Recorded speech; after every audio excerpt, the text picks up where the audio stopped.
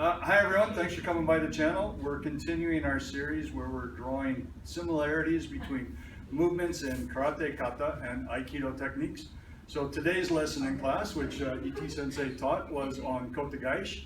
I'm going to show where I think there's an opportunity to present Kotegaeshi in one of our first katas, which is Fukyu Kata Ichi. And then Suresh Sensei is going to give an explanation of how Aikido thinks about presenting Kotegaeshi to beginning students so they have an idea of where it works. So just by way of a little bit of history on this, when I first learned Fukyu Kata Ichi, we would come here and then Geiran Barai, and then so on with the kata, right? And most people just taught that, used this as a salutation, but I actually see some utility here. Now, I don't do this in Mukenkai Karate anymore, we just start here, and a lot of schools do that. But I still remember doing this, and I see that as the opportunity for the technique. So I see this as a defense against a throat grab, and this hand just keeps the hand from grabbing my throat. If it already gets my throat, this changes and I have to do something else to break my throat free. I'm in a much better situation if I can keep the throat from getting there. And it doesn't matter which one I use to keep it from grabbing, just so long as it goes. And I'm not trying to push it far afield. If he comes in and I try to do this far afield, now I've basically trapped myself out. I can't do much from here because it's out in the way. There's a distance at which the techniques work. If I overextend it, it doesn't work. So what we do to set this up is when I make sure my throat doesn't get hit, and he's already reacting to this, which acts as an attending. So I'm taking this as a flick towards the eyes. So when that comes in, one hand keeps my throat from being grabbed, that one sets up the distance. Now this hand can cut down while I'm coming here. The thumb is in between the ring finger and the pinky, and my other fingers are wrapping around his thumb. This is cupping at the elbow.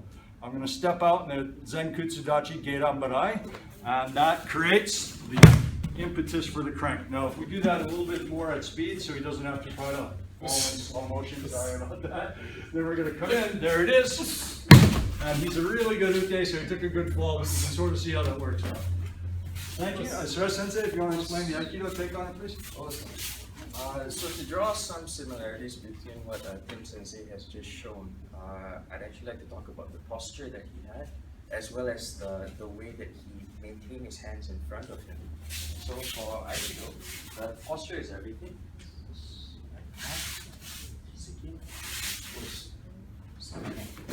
If I fall back and my posture is broken and I'm leaning backwards, okay, this would be akin to Tim Sensei's initial movement being broken and leaning back as well. There is no effort that I can do at this point which will allow a Kotegaeshi. But if I come and check, but maintain the strong posture, the hand grab is exactly the same as he showed. By keeping the hands in front of my weight, I'm able to use my body to set up the Kotegaeshi for the three.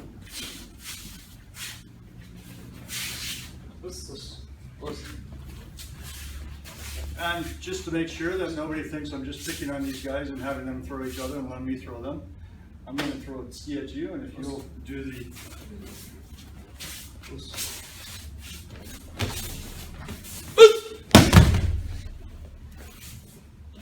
Payback, none of that.